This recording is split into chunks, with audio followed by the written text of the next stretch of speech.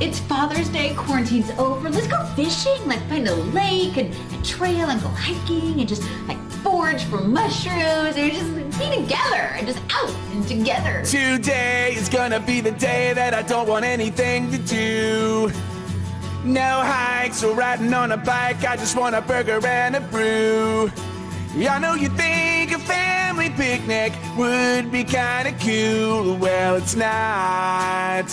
Nothing is cool when it's 97 degrees. I love you, but for brunch, I want some Captain Crunch and I want an IPA to pour.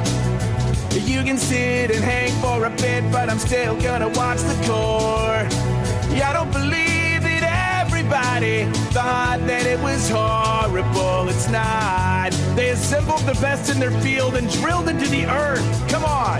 The restaurants are open, you want dining. But I am gonna eat chips while reclining. Family picture in the yard is what you wanna do, but I won't go out. Because baby, I won't be showering or shaving.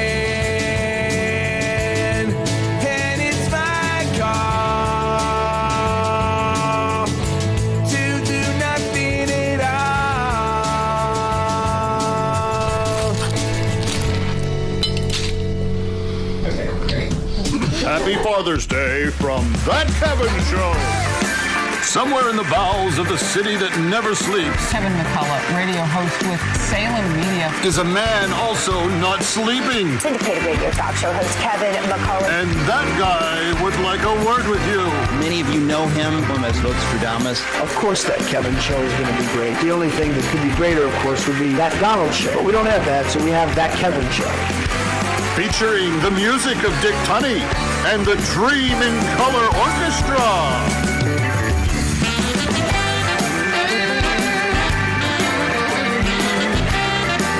And tonight, she's supermodeling the messaging for the GOP. Elizabeth Pipko. He's a man with a message and a mission.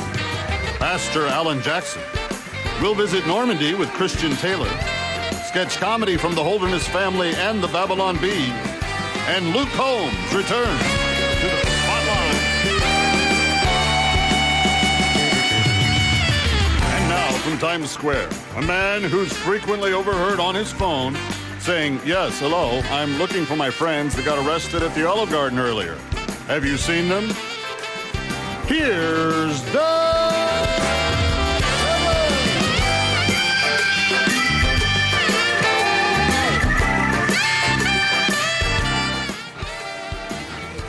You do have to be careful about the Olive Garden. There's some unsavory characters down there. I mean ingredients, unsavory ingredients.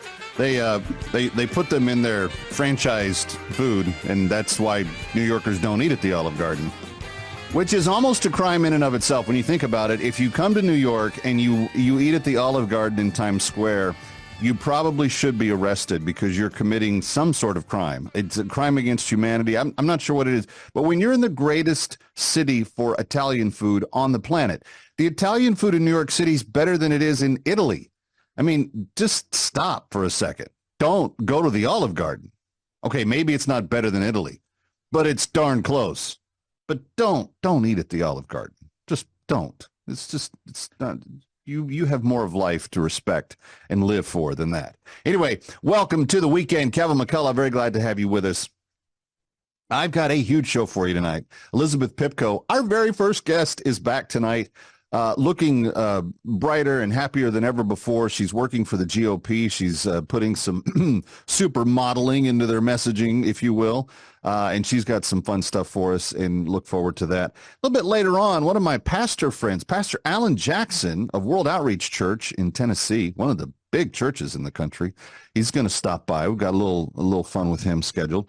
And then it is Father's Day weekend, and I love that. I love it for so many reasons, but one of the reasons I love it is because we get to go find brand new pieces of songwriting that highlight fathers. And this week, Luke Combs, who I think is a new dad, is going to be in the spotlight tonight with his brand new song. He's got an entire Father's Day album out, but his new single, it's just a heartbreaker. You're just gonna love it. So, Dad, get your Kleenex and have some fun with that a little bit later on. And then we've got some good sketch comedy tonight. Holderness family will be back. They have another contribution, and Babylon Bee putting on an academy for dads that you don't want to miss. All before we're done. Okay, I want to just clear the air of something for reasons that you'll soon see. For those of you that listen by way of radio, we had something very bad happen to us about 6 weeks ago, and that is that the network that was carrying us took us off of a lot of stations because they went out of business, and they didn't tell us.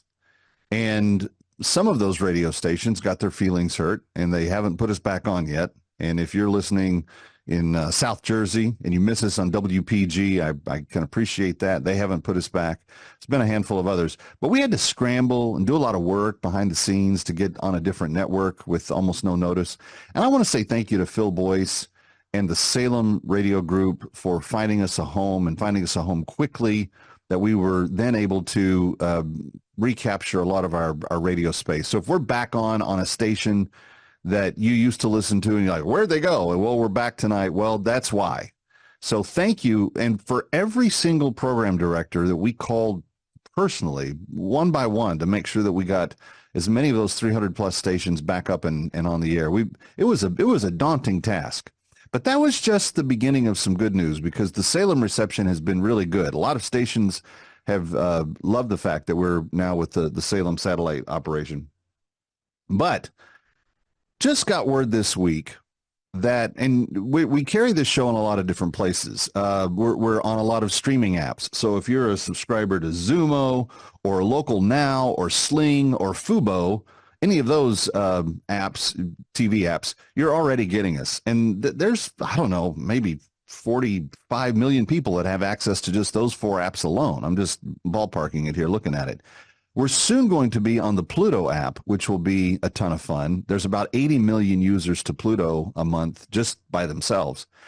And then in addition to that, BizTV, who has been my longest TV partner of all, they've been with me from the beginning, Center Post Communications, they have expanded their affiliates from 32 to 79 over-the-air markets.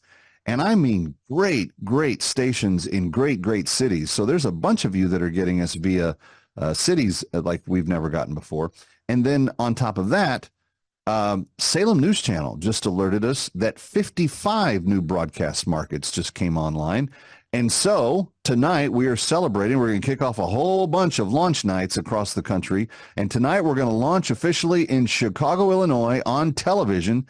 They're on channel 25.2. So if you have an over-the-air TV with, those antennas, people are cutting the cords. They're going back to antennas because you get more channels and they're free. But we're on 25.2 in Chicago with H2C Network and Salem News Channel providing that syndication there. And just so grateful. All in all, we've been opened up to millions and millions of people and users in recent weeks. And yes, we're on Roku and Apple and Amazon and Google Play. You can get the Salem News Channel, download that app to any one of those. You can go to Zumo, Local Now, Sling, Fubo, or Pluto and get the channel in real time. And you can also get the proprietary apps from the app stores for the Salem Now and the Salem News Channel. We'll carry it on both of those as well. But my heart's full because I now know why we are making a big difference. And friends, I want to say thank you for those 6 weeks that we were kind of in limbo. The donor effort for the Sudan liberation, the slave liberation process went way down. But friends, last week alone, there were, I think, close to 14 slaves that were liberated. So for those of you that said, I want to be part of that, thank you. Thank you. That got us to 84 of 104. We need the 104 to be cared for before the end of the month. That means that we are just 20. Actually, we're at 86 out of 84. So we have 18 slaves to go to liberate before the end of this month. And I would so appreciate if you could go to bringherhome.org, bringherhome.org, bringherhome.org, and Make your best gift. Tonight will be a match night. If you give a gift tonight, we're going to match it. So please go. 888-342-1010, 888-342-1010, or bringherhome.org. That's it. Just some family business here at the top of the show. Now, we've got a big one slated for you. Elizabeth Pipko, Pastor Alan Jackson, Christian Taylor's going to take us to Normandy, and we got sketch comedy from the Holderness and the Babylon Bee with Luke Combs. Could it get any bigger? Stick around.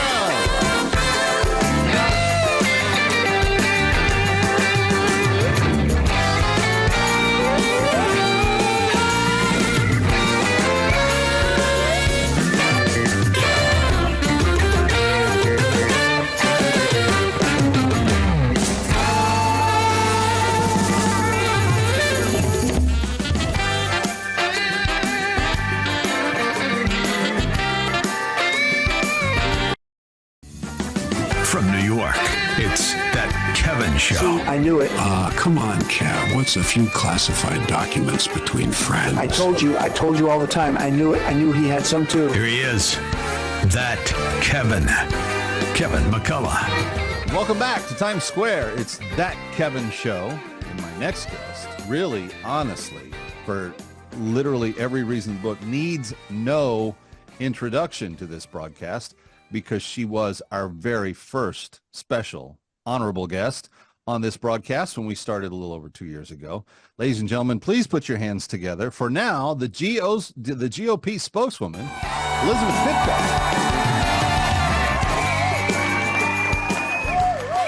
Hi. Hey, lady, how are you? Thanks for having me. I'm doing great. It's great to have you. You know, back in the day when you first did this show, Salem News Channel didn't have Laura Trump on our channel, and we didn't have, a whole bunch of people that we have now. And you kind of helped me kind of make all that happen. So kudos to us, huh? Kudos to us. Yeah, no, I hope everyone knows it was all you, but I'm glad if I was even 1% of what we've created. That's here. very, very kind of you. Now, you've taken on a new role. In fact, this role is a little bit puzzling to me, because on that episode where you joined us, you were like, I'm getting out of politics. I'm not going back into that anymore. This is too much for me. We got to focus on the other stuff. And here you are, the spokesperson for the GOP. Yes, I've had to explain myself quite a few times. Actually, first off, just to myself in the mirror, because I did not expect to do this. I really was genuine with you and everyone else that I told that to. I did not want to go back to politics. I did not expect to go back to politics. As you know, I went back to school to get my master's. I went back to modeling, just doing everything that I could do. Culinary school. I mean, you've done. I did, yes. You've got like 6 or 7 degrees since you started that. A few, but yeah, for me, it was basically everything other than politics that I could dip my toes in. I kind of got into, and I was loving that, and didn't expect to be back here. And then October 7th happened. It changed my view on a lot of things. That, coupled with, I think, what I've seen President Trump kind of go through these last few months, just changed my views on what I should be doing. I think it's very easy to be 28 years old in America and say, I have a lot of fun things ahead of me. I have a lot of mainstream opportunities. People are not going to hate me, and I'm going to have fun. But knowing what this country means to me and so many people, knowing what my parents went through to get here, it just doesn't feel like the right thing to do. And getting an opportunity this big, also as a daughter of immigrants, you don't say no to spokeswoman for the GOP. So I am very blessed, and I'm very excited, and I am, I think, hopefully in the right place. Can I tell you a little secret? And this is just between you and me and nobody watching. I kind of always thought you would be back here because of what you just said. How much the country means to you, how much your parents' story means to you. You wrote about this in your book. You've talked about it on my show back when it was just a radio show. But the real you deep inside loves this country as much as she loves anything else. Probably more than I love anything else. Everyone in my life kind of laughs at me because I literally cannot make it through the national anthem without crying. Anytime we're watching like a sporting event, someone is videotaping me because they think it's so funny that I tear up every single time. And I know that it's a joke, but it's very, very genuine. I'm also a sensitive person, so it's easy for me to cry. But it is very genuine. I love this country very much. We just marked the anniversary of my grandfather's passing. That's my dad's dad, who I never got to meet. My dad had to say goodbye to when he left. thinking he would probably never see him again. He actually never got to see him again. He died in a really tragic way back in the Soviet Union. These are the things that kind of haunt me every single day. These are just one of the reasons, obviously, that I knew this job was important and standing up for what you believe in is important. And it's one of the reasons that, unfortunately, I am unable to sit in New York City and pretend that I'm some happy model who doesn't notice that our democracy is crumbling before our eyes. And that's probably the one thing I owe to my parents and this country is to fight for it. Yeah. Well, kudos to you on all that you just said. I'm truly grateful. I'm grateful to call you a friend, but I'm grateful to call you a fellow American because I think that this is what we are up against. And let's just start right there. You had your little plan for your life. You were going down a path. I think a lot of Americans were a couple of years ago. Joe Biden got elected and we were kind of like, oh, okay, we'll hold our nose, kind of live through it, blah, blah, blah.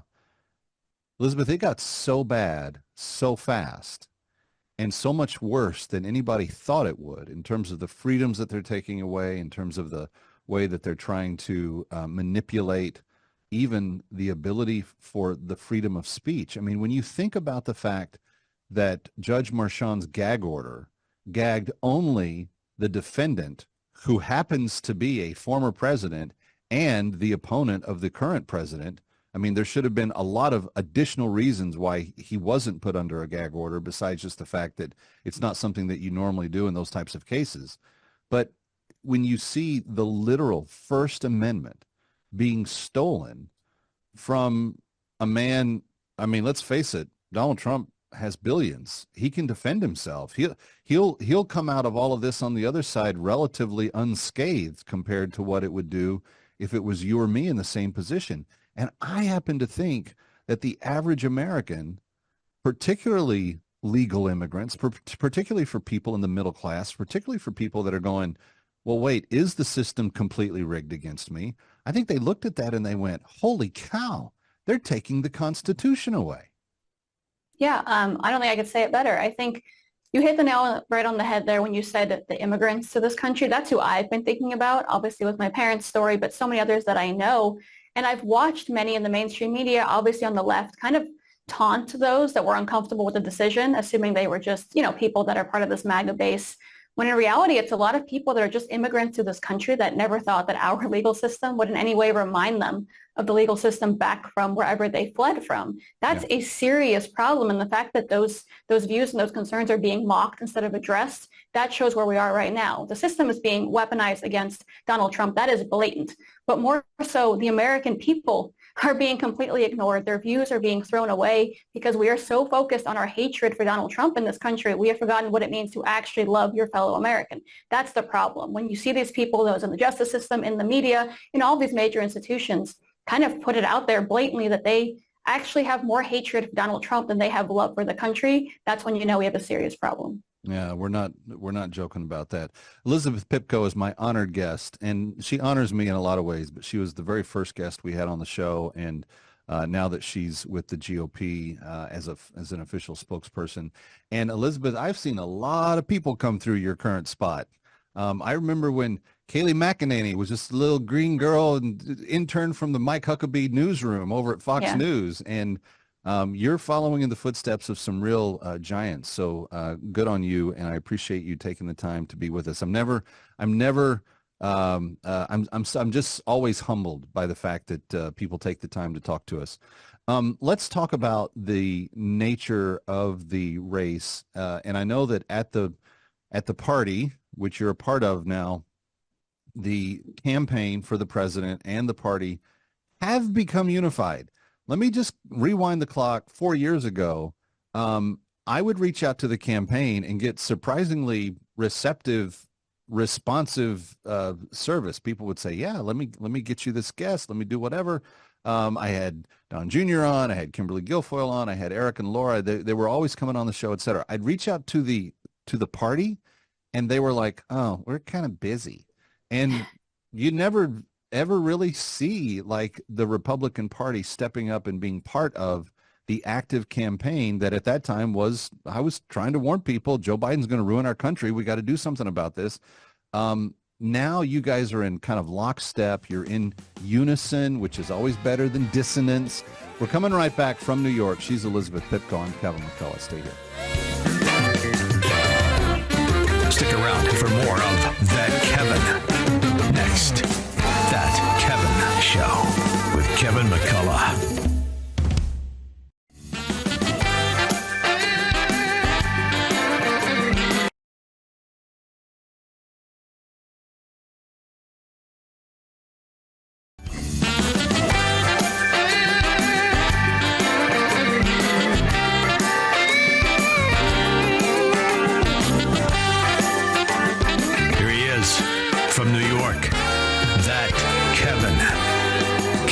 Welcome back from Times Square. It's That Kevin Show. Kevin McCullough, glad to have you with us. And yet to come, of course, the new music spotlight. And we're going to give one of them snazzy That Kevin Show mugs away. So you got to stick around. If you've registered, you want to be listening because your name might be drawn in just a second. But we continue with Elizabeth Pipko, one of my favorite people to have on with us because she's just down to earth, gut level honest, and will tell you what she thinks, regardless of how it makes you feel, which is the only kind of people I trust, actually, in the universe today. Elizabeth, we were talking about the election. The issues that the American people are facing right now, they're being given two different slates of options. And we've seldom ever had this opportunity in American history to compare one administration against another administration. But when we're talking about border security, when we're talking about economic security, when we're talking about wokeness in our nation's schools, you have the Democrats led by Joe Biden who will leave the border open, who will take more of your money, who will enforce transgenderism in the schools, even if it violates the parents' sovereignty. And you have President Trump who says, I'm going to fight for your security, I'm going to fight for your money, and I'm going to fight for your kids. I've never seen an election where the contrast is more clear. That's exactly right. I think the contrast is blatant. It's going to be fully on display in a couple of days now, actually, when we watch that debate on the 27th. I think the American people deserve to see that contrast because right now all they've been getting of both candidates, by the way, is kind of the media's caricature and what they want us to believe. So I'm very excited for the American people to see that contrast. It's going to look very different actually from what we saw in 2020 because I think Joe Biden's decline is evident.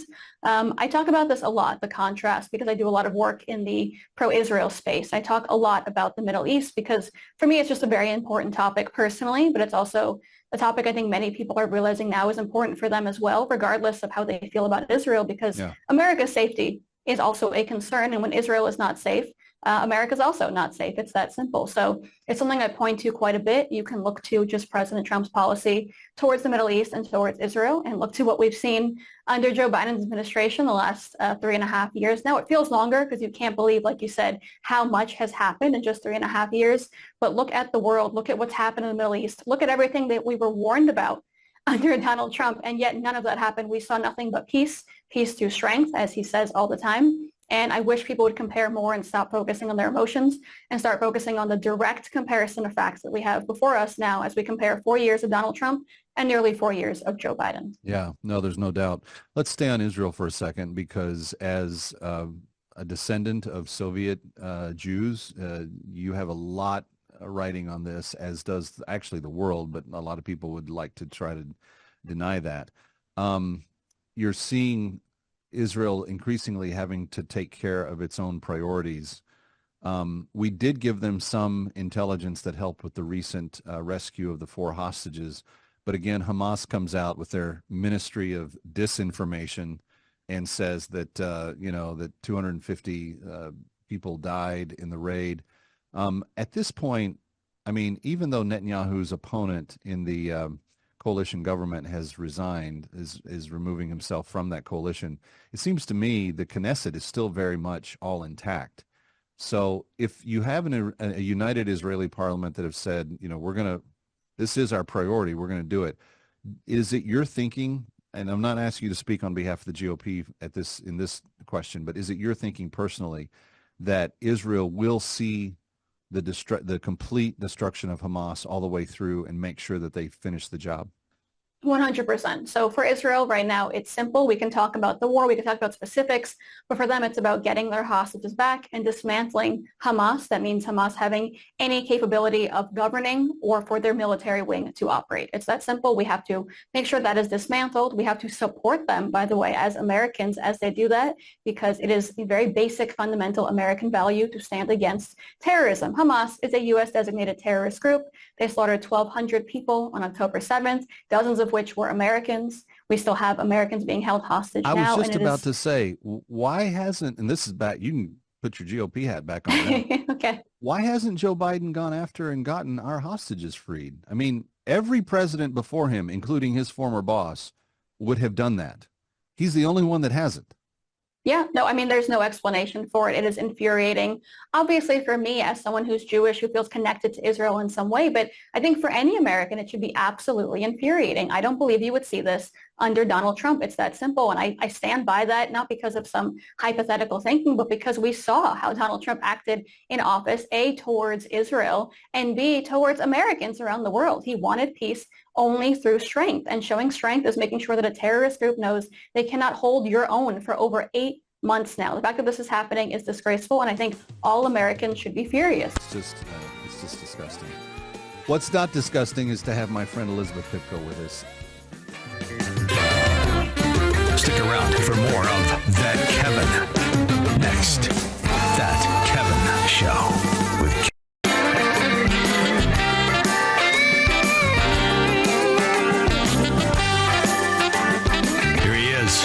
from New York, That Kevin McCullough. Welcome back to Times Square. Kevin McCullough, very thrilled to have you with us. And my next guest has joined me many times on radio in my local broadcast on AM 570, The Mission in New York City. But tonight, I'm glad to welcome him to a variety of platforms as we are on That Kevin Show. Ladies and gentlemen, please put your hands together for Pastor Alan Jackson. Hello, sir.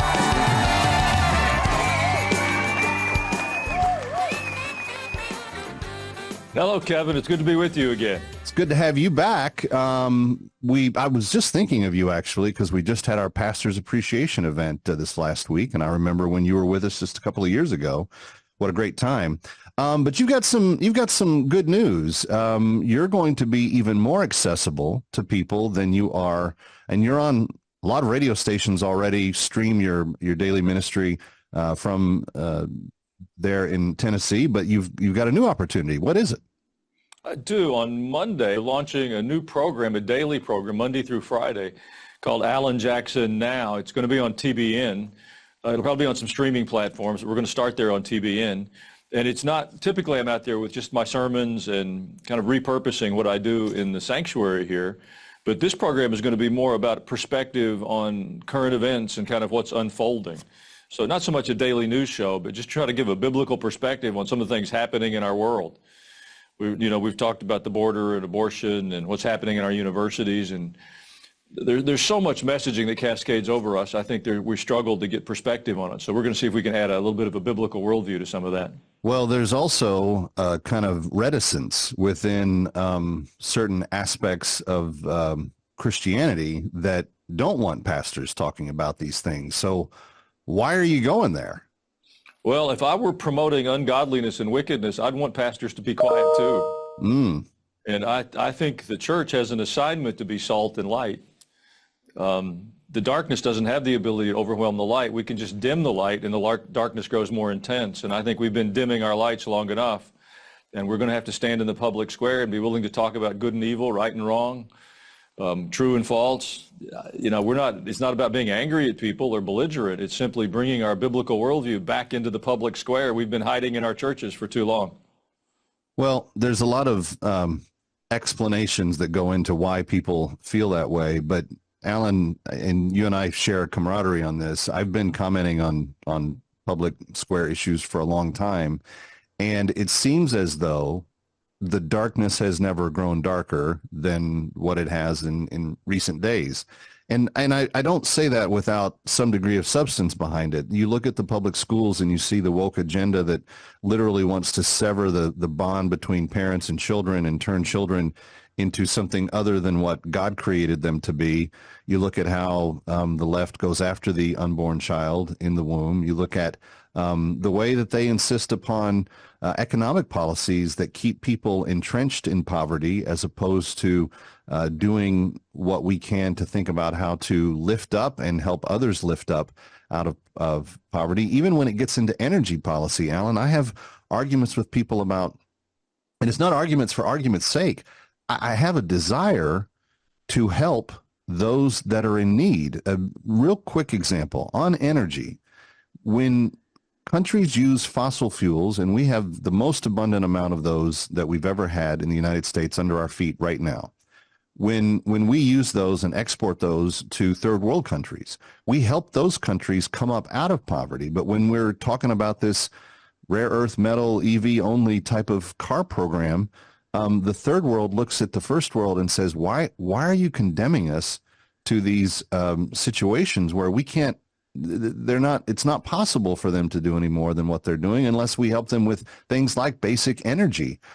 And it's as though there is a deaf ear in some sectors, and the church in particular does not want to touch anything that's political. They just want to talk about Jesus and the Bible and say that they've taken care of their stuff for the day, and they're able to go home and sleep now. And I can't see it that way. I'm not allowed in my own mind to see it that way. Well, I think God has given you a clarity, and I pray you don't ever step back from that.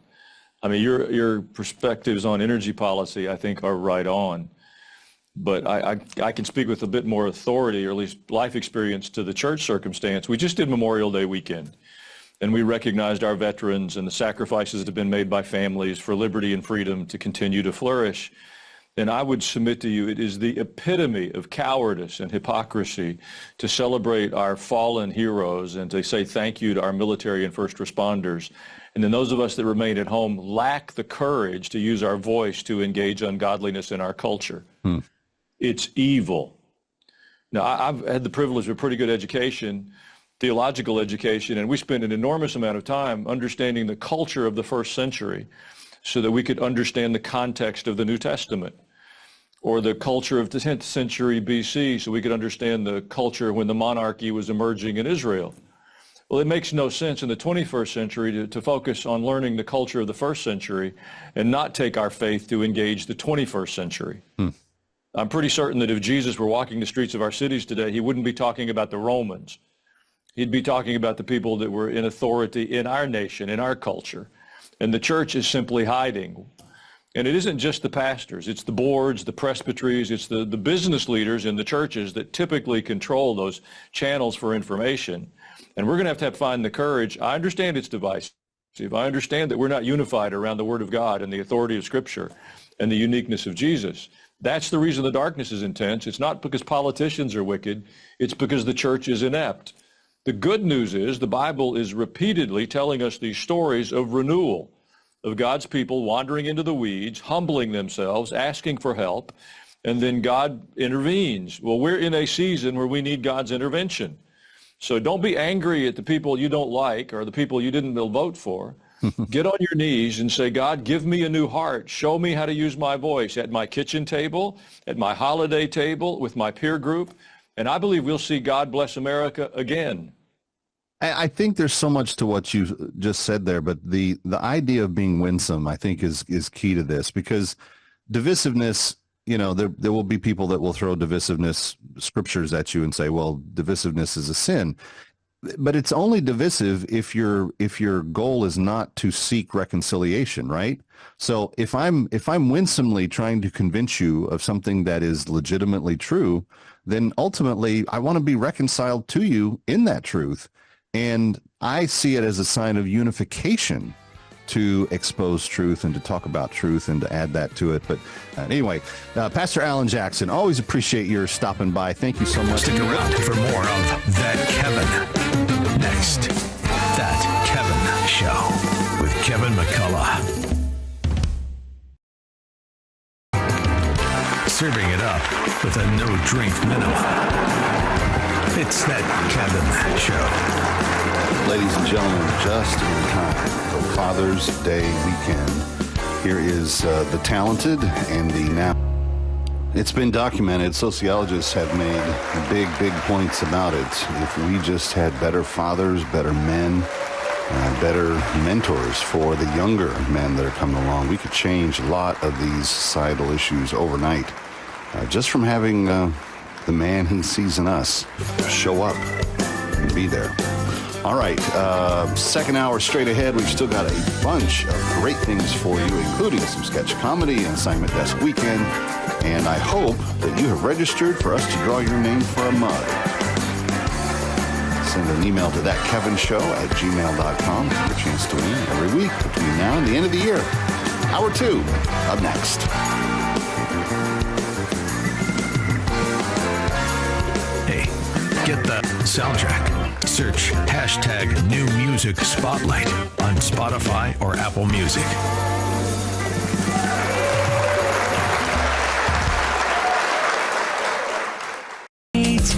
My socks are high, my shoes are white. I fall asleep in broad daylight. I yell at kids when they're on the bikes. Slow down, you are on the wrong side. I make loud noises when I stand. The grocery store plays my favorite band. And I wear a ton of sunscreen so I don't get to burn. And I don't understand TikTok. Oh, holy crap, I've turned into my dad. My dad, you know it. And now I'm my dad, you know it. Ooh, and now I'm my dad, you know it, you know. And I got a whole gap for my bills and I take every day. Who said? And a happy Father's Day from That Kevin Show. Somewhere in the bowels of the city that never sleeps, Kevin McCullough, radio host with Salem Media, is a man also not sleeping. Syndicated radio talk show host Kevin McCullough. And that guy would like a word with you. Many of you know him as Nostradamus. Of course that Kevin show is going to be great. The only thing that could be greater, of course, would be that Donald show. But we don't have that, so we have that Kevin show. Featuring the music of Dick Tunney and the Dream in Color Orchestra.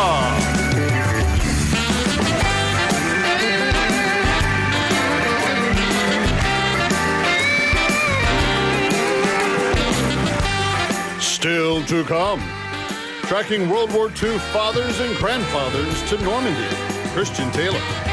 Sketch comedy for dads from the Babylon Bee, and new dad Luke Holmes. That is the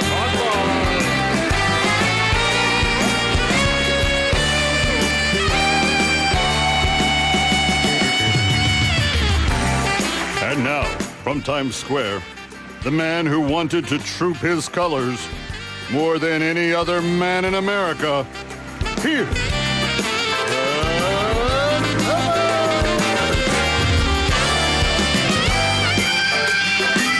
No, Dave, I didn't want to troop my colors. I was happy that Kate Middleton got to do the trooping of the colors today. Very, very gratifying to see that. Okay, it's news time. Let's go. For Assignment Desk Weekend, I'm Kevin McCullough. President Biden, seen here attempting to discern between mint chocolate chip or plain old fudge for his afternoon snack, is headed west to raise funds for something he can't recall. Assignment Desk Weekend has learned it is actually a trip to raise operating cash for his election campaign.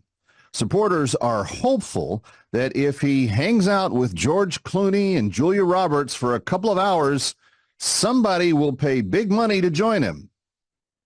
Thus far, 3 people have signed up, though none have signed up if you don't count George Clooney, Julia Roberts, or President Biden. The campaign believes, however, he could rake in up to $27 million, which would be $1 million more than his now famous 3 Presidents fundraising night in Manhattan just a few weeks ago. Reporters are reporting on the expected haul as historic and groundbreaking. At least they were until Assignment Desk Weekend pointed out that Trump hauled in 27 of his post-trial $400 million in about 14 seconds. Tough week for President Biden this week as he is taking intense criticism for his lack of facial expression at this week's Juneteenth celebrations at the White House. As is pictured here, you can clearly see he has no clue as to what's going on, nor why that fine young man 2 seats down from him is wearing a dress. Assignment Desk Weekend is unsure of what his supporters would have preferred. At least none of them were asked to be his nurse nanny at the G7 summit at the end of the week, like the Prime Minister of Italy ended up being. A new study suggests that mosquitoes may be inclined to bite you based on the colors that you wear. See, the colors of your wardrobe, the study suggests, have something to do with how the mosquito is attracted to you and therefore wants to bite you over and over again. Turns out that you can take a customized test to see exactly which color attracts the most mosquitoes to you. And it was your humble correspondent's news this week that I tend to wear a certain color that attracts them most, called skin color. Speaking of blood-sucking insects, Keith Olbermann spoke out against the Associated Press this week. He said that they should fire everybody at the press outlet in reaction to a story that got filed, which was observed in the context that President Trump went to Capitol Hill and had a warm greeting from his fellow Republicans. That's it. That's the whole story. And Keith Olbermann wanted the entire staff at the Associated Press fired for the fact that they said that Republicans greeted the president warmly. And finally, speaking of crazy, how about a good Father's Day feel-good story to end with? A 71-year-old woman shot her man dead in the head, claiming he refused to clean up after himself. Now, Assignment Desk Weekend would like to use this moment to have a teaching opportunity and point out that if he had just picked up after himself, he'd still be here this Father's Day. Might have also helped if he had at some point in time said to the woman, "I want to put a ring on it." For Assignment Desk Weekend, I'm Kevin McCullough.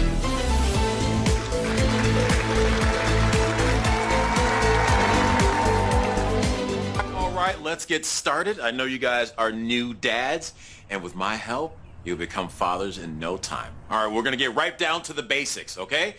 You, come here. Yes, come on. First up, dad jokes. So your kid says, "I'm hungry." What do you say? What would you like to eat, Jaden? Wrong! You say, "Hi, hungry. I'm dad." Now, everyone with me? Hi, hungry.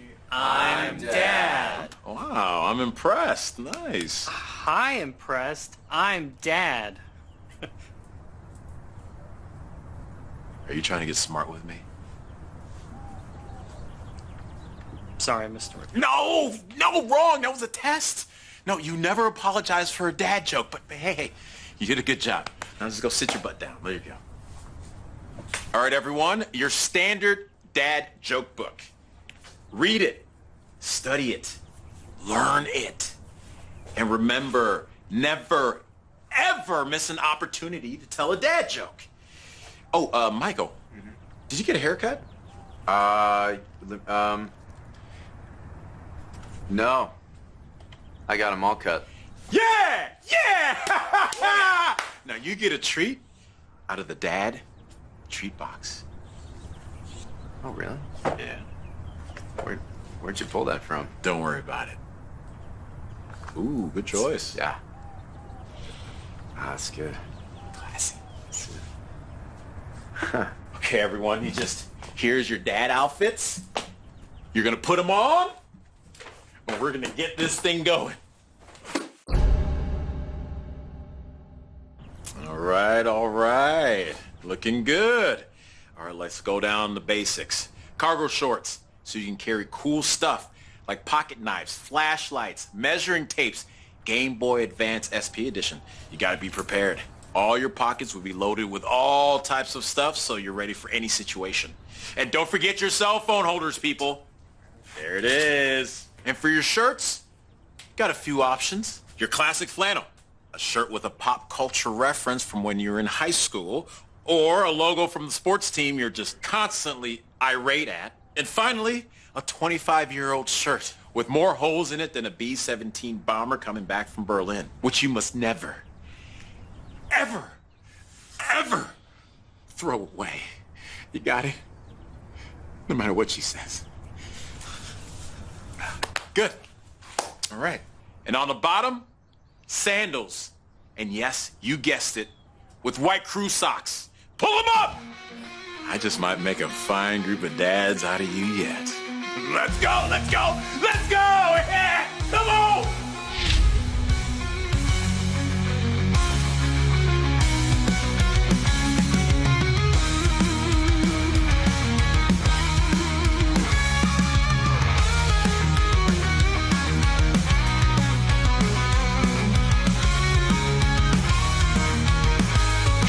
The high ground, Aiden.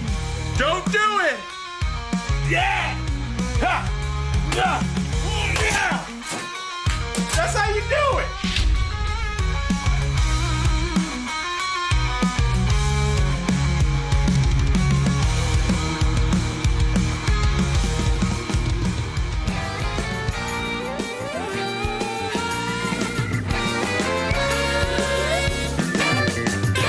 Ready or not, we'll be right back.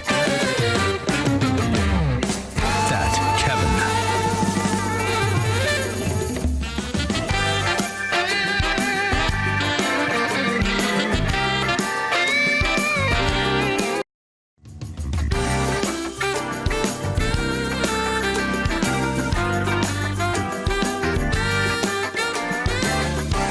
Now, back to that Kevin show with Kevin McCullough.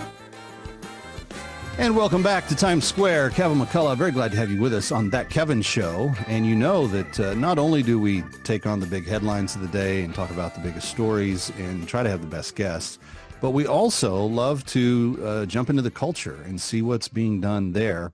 And this is a very important year. In fact, it's the 80th commemoration of the invasion of France by the Allies on D-Day and everything that took place there. This year they'll observe the 80th commemoration of that. And it had been my dream a year ago to be able to take a trip of those of you watching and listening to go see this 80th commemoration, but we didn't stir up the interest quite the right way. So we're gonna shelve the going to Normandy, and we had London and Paris and all that involved in the same trip. We'll revisit that in the near future, I promise. But someone who is going to be there this year because she she cares very much about the importance of what happened there, but also understanding it from the perspective of not only being an American herself, but talking to the Normans, the people that live in the region whose families to this day still celebrate the American GIs and the Allies who came and set them free from the horrors of Nazi Germany. Her name is Christian Taylor, and she joins us now. Hello, Christian. Hi, Kevin. Thank you so much for having me. It's a joy to have you here. Thank you for coming on. Now, a friend of mine told me a few weeks ago, he said, you know you love France and you love Normandy and you love the World War II stuff, and it's true. I think it's one of the most important periods of history in terms of how the whole globe was reset coming out of World War II. But he said, you've got to talk to my friend who produced and directed The Girl Who Wore Freedom, and that is in fact your masterpiece that you have produced on the life of some of the people in Normandy. Welcome to the show, but how'd you get involved? What was it about this story that captured your heart and imagination? I really appreciate you caring about it, because my goal was that we would, introduce Americans to what was actually happening over there in France. I think some people know, but my father was in the Reagan administration. I grew up in politics. I, went to parades. I really considered myself a patriotic person. I loved history. And I had no idea what was happening over in Normandy every year since 1945.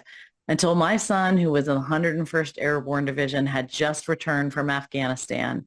And he was given the opportunity to be part of an honor guard to go over to Normandy for the 71st commemorations. Okay. And I thought he was going to go there to just reenact. He called me and he said, Mom, I'm the Army sending me to France. And I said, we're going to France? And he said, no, Mom, I'm going to France.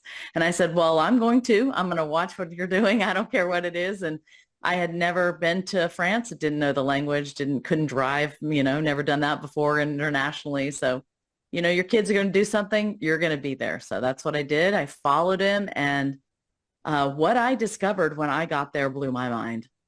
He told me to meet him in this town of Carentan, and I now know it's where hundreds of American lives were sacrificed to free this small town. And I met him there. And when I got there, everyone was dressed as either American GIs or 1940s civilians.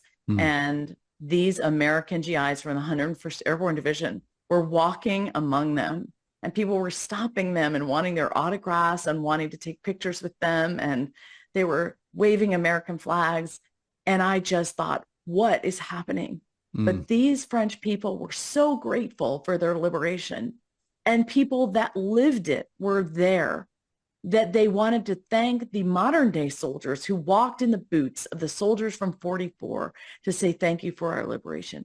I found out these French people raised money to bring our veterans back there just to thank them. And I in fact met a family who was alive in 1944, and they told me their story of liberation. Wow. And I learned so many since then of people that lost lives or loved ones were killed, and yet they were still so grateful. I was in the American sector, and so they just talked about, they knew GI's names, they knew their patches, they knew their units, and they have spent the last 80 years thanking them. One person said, I kept 10% of my memories for the GIs in my grandmother's field for my whole life. And that's how they were. And it blew me away. And so I've spent the last 10 years of my life trying to tell this story to the American people through this film, hoping that when people see it, they will understand that what we did during that time when we set these people free, it impressed, upon these people the importance of democracy and the importance of sacrifice. We sacrificed our young men, thousands of them, so these people could be free, and it changed their lives, And it's what we celebrated. It's what we celebrated this past weekend, right? And but I just think as Americans, we wave the flag and we say, I want to be free. But until you're occupied, I don't think you can truly understand what it really, really feels like to be free. And I feel like if we can look through the eyes of the French people, and in this film, we hear their stories. We hear their stories of loss, but we also hear their stories of humor with what the GIs did with them and how they played with them and how they built bonds with them. And so it's an uplifting love story. I say it's a love story between these two countries. It's also a healing story. When veterans see my film, they come up to me afterwards usually and begin to unpack their own stories. So this film really, I feel, is a way to facilitate communication between the civilian and the military community, because the Normans taught me how to ask questions of veterans so that they will open up and share their stories. And so our film helps facilitate that communication between those two communities. The film is called The Girl Who Wore Freedom, and you can actually get it at most all of your favorite streaming services, Netflix being the exception. But you can get it on Apple, you can get it on Hulu, you can find it on Amazon. Not Hulu. And I would encourage you to go and see it. I'm sorry? Not Hulu, but Amazon, Apple TV, YouTube, Google Play, Kino Now. Okay. It's on a lot of them. And the great news is this is coming out before D-Day, right? So it is in theaters across the U.S. We're having our first national release, and people can see it maybe in their own theaters. So they just need to go to thegirlwhoworefreedom.com and look up, find a screening at the top of the page. And we have an interactive map that will pull up the theaters where the show is playing. Thegirlwhoworefreedom.com, and screening details will be there at the top of the page, thegirlwhoworefreedom.com. We're going to take a break in just a second and then come back with my guest, Christian Taylor. I guess one of the things that I am fascinated about, and we can't obviously tell the story of the entire movie, but there is this young girl who has an American flag as part of her wardrobe.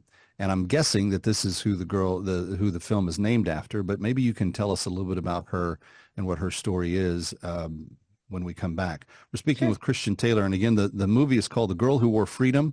You can go to thegirlwhoworefreedom.com, thegirlwhoworefreedom.com, and select your screening opportunity and also see the trailer and get a better feel for what the film is all about. Kevin McCullough is my name. We're very glad to have you with us as we're coming right back from Times Square on That Kevin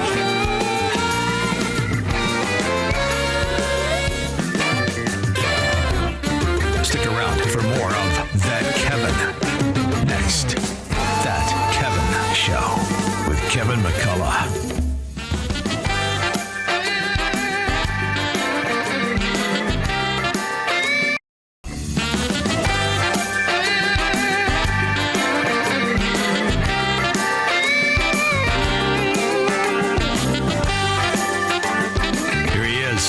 From New York, That Kevin McCullough. And we're back. Kevin McCullough, glad to have you with us. Christian Taylor is my guest, and her film is called The Girl Who Wore Freedom. You can go to thegirlwhoworefreedom.com for more info. There are some in-theater screenings, which I'm sure this must look fantastic on the big screen. So go and see it in theaters if you can, but you can also stream it at home on several of the favorite streaming services, YouTube, Apple, and Amazon, just among some of them. Christian, in the film, there is this little girl who I believe has an American flag that's fashioned into some piece of what she wears. It's a jacket or a dress or something. What is the story of that little one? Yeah, it's a great question. So her name is Dani Patrice. She was 5 on D-Day, and she lived right off of Utah Beach. Her mother and father, her father was a mechanic, her mother was a homemaker, and her father actually helped the GIs when they came off the beach, fixing their flat tires and things like that. They heard the planes flying overhead at night, and they saw the paratroopers coming down and heard the guns firing. So they shuttled the children away in bed. But in the morning when Dani got up, she saw the GIs. It was actually the 4th Infantry Division coming off Utah Beach, marching right past her house. And they gave her gum and candy and chocolate. She'd never had any of those before. And it really just changed her life. Her parents helped those GIs find the Germans in the bell tower, and the mother patched up a soldier's arm. And then the mother found red parachutes and white parachutes around their little village. And I bet you don't know this, I didn't, that we had parachutes that were color-coded. So red ones brought machinery and white ones brought medical supplies, or they were reserved parachutes, and they had blue and green and yellow ones, and they were all different colors. So the GIs knew what was falling. And so her mother used those parachutes to fashion a dress that looked like an American flag. She had blue fabric and stenciled white stars to thank the GIs that liberated her town. And so since 1945, the French people of Normandy have invited the military units that liberated them, the 101st, the 82nd Airborne, the 173rd in that American sector. And they also do it in the Canadian sectors and in the British sectors. They invite them all back, but I was in the American sector at the time. So they invite them back, and they've had ceremonies on Utah Beach and Omaha Beach and Point du Hoc every year for the last 80 years. And so that dress is hanging in the Utah Beach Museum. She continued to honor these GIs every year. When she got older, her mother made her another one because she's had more material. And she honors them today. She's still alive. I'm going back to see her next week. We're going to ceremonies together with a veteran from my film, C.O. Bauer. We are taking him back to D-Day for the first time. And so he will be her veteran. We will take him around together, and he will be honored at all of these ceremonies. You've done this with multiple veterans that served, and we're losing them super fast. Like there's just not going to be hardly any left in a very near future. But what has been the most meaningful thing you've gained from helping those who were there that day return to that site? The biggest honor that I have had is that I have enabled veterans to go back, and I have watched them. So I met a veteran here in the United States in Florida who could barely walk. He was using a walker, and his family said, I don't know if he'll be able to make it. And as soon as we gave him the opportunity, all of a sudden everything changed. He started exercising. He came to life. Wow. But then when he got to Normandy, a whole new thing happened. His countenance changed, his color changed. And I've seen this over and over again. It's like Normandy for them was the fountain of youth. And they came alive. The people lavished them with attention, and they listened to their stories. And they wanted to know, where did you serve? When did you serve? What did you do? What was your patch that you wore? And they just genuinely, they wanted to take photographs with them, and they wanted their autograph. And so these veterans felt cared about. One veteran I heard in a meeting said to the Norman people, thank you so much for everything you do for us and for how much you care about us over here. Here we feel like heroes, and back home we feel like old men. Wow. And it ripped my heart out because, oftentimes we'll say thank you for your service, or we clap for them in parades, but do we go sit in a nursing home? What's interesting about that age group is that the people that did serve have a very hard time talking about it. And there's a certain degree of discretion that they just feel like it's not being appropriate to mention certain things. Right. So it is a special time if someone is in that environment and can experience the opportunity to open up and to talk about what they've been through. Christian Taylor is the director, producer of the film, The Girl Who Wore Freedom. And you can go to thegirlwhoworefreedom.com to get all the information about the film. It is screening in theaters, and I would encourage you to do just that, or to screen it at home on one of your favorite streaming. Stick around for more of That Kevin. Next, That Kevin Show with Kevin McCullough.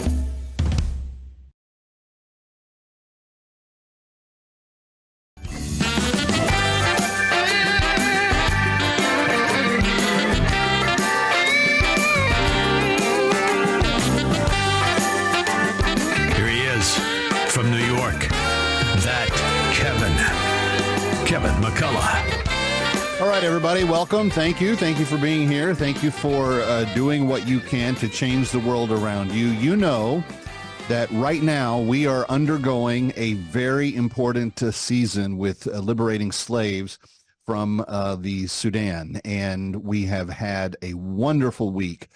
Several of you stepped forward. I think an additional 8 slaves have been liberated. That brings us to around 74 going into the evening tonight. But as I mentioned in the first segment of tonight's show, we have something very special for you if you liberate a slave tonight, because every slave that is going to be matched for the first 4 will all be matched by me. In other words, if 4 of you will liberate one slave tonight at 888-342-1010, 888-342-1010, 888-342-1010. The McCullough family is going to match those 4 slaves so we could liberate an additional 8 just this evening. That would get us to somewhere in the neighborhood of 82 slaves to go before the end of the 82 slaves liberated before the end of the month. Our goal is to be at 104 slaves liberated by the end of June. So this is very important that we make some headway on that tonight. And tonight, if you are one of the first 4 that liberate a human being from slavery, the McCullough family is going to step up and match that gift, slave for slave tonight. Please be generous and dig as deep as you can.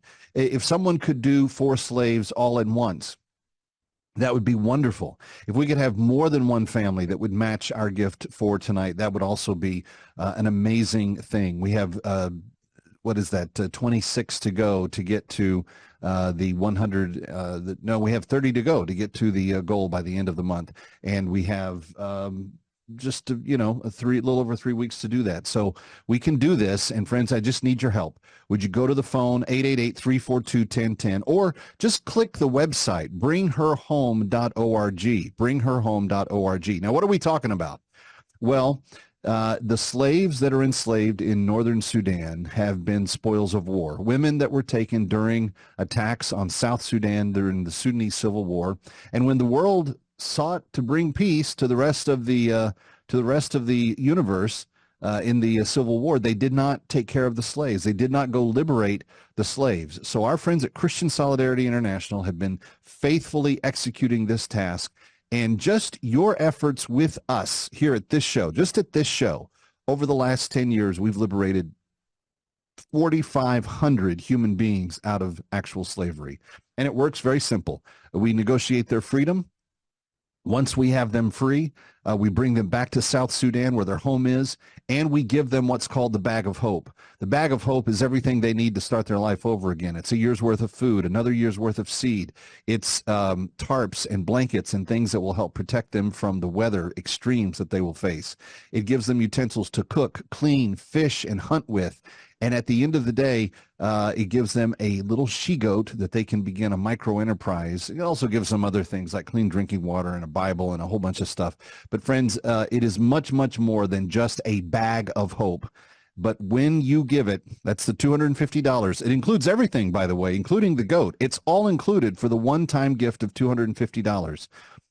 Our family tries to liberate one slave every month, but tonight we are going to institute match night. And so if you go and give a gift right now to liberate a slave, it will be matched by myself, my bride, my kids. We're all in this together, and we want you to be in on it with us as well. 888-342-1010, 888-342-1010, 888-342-1010, or go to bringherhome.org, bringherhome.org. And at the end of the day, it is touching a real person's life, someone who has been through brutal treatment from slave masters and heinous evil from the people that took her captive.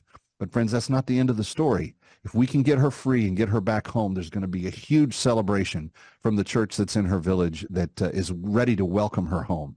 888-342-1010, 888-342-1010. It took me 15 days to walk the journey back to South Sudan.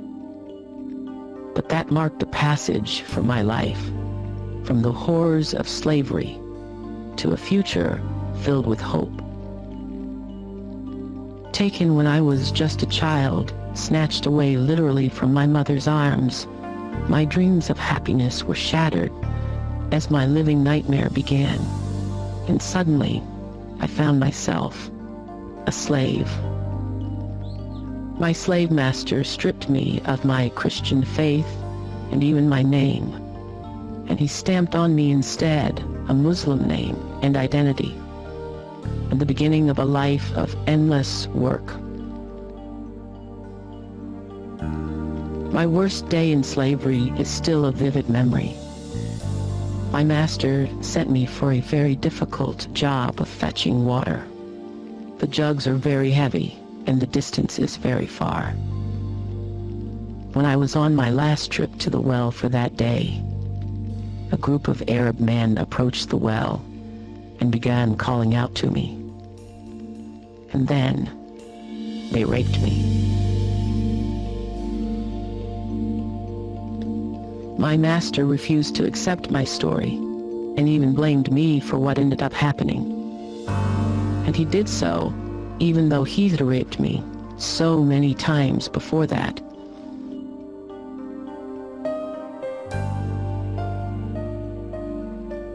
Because I have no idea of my birthday or even hometown. When I arrived to South Sudan, I was very blessed to be able to join a community of 150 other former slaves. And as I am now pregnant with a child that was conceived from my abusers, it's my hope to be a loving and caring mother. I hold no remorse against this child because I am so grateful. I wish to send thanks to God and thanks to those of you who cared about me and brought me safely home. And I would like to ask that you not stop until every captive is freed, fed, and healed. My name is Abuk Garang. And because of your faithfulness, I was freed in November of 2023. And this is my story.